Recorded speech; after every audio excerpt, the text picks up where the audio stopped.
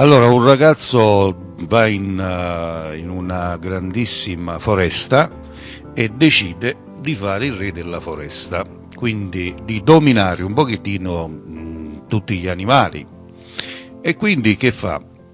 Vede il serpente e fa: ai, è una parola, e se chi sta mi mozzica, che succede? Ma va lì.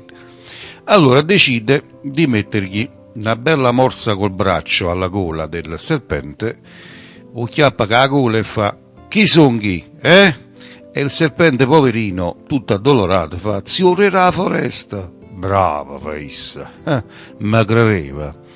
Poi vede o leone, dice: ai, e come faccio con questo? O chiappa la gola che ha morso col braccio, in due braccia, e fa: chi son chi? E o leone: tu si ora la foresta, ma credevi.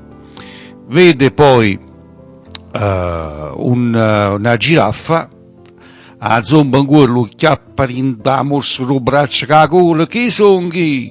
E la giraffa dice: e chi sei tu? E il signore della foresta. E disse: ma credevi. Poi all'improvviso vede l'elefante, un elefante maschio grossissimo, come dice: e come chiappa in doraccio. Però nel guardarlo vede che tra le gambe gli sconsola un pochettino, c'aveva le palle. A chiappa che palle in doraccio: che son chi? E l'elefante gli risponde: e tu sei uno struzzo che ti ricorda che si può rompere le palle a me.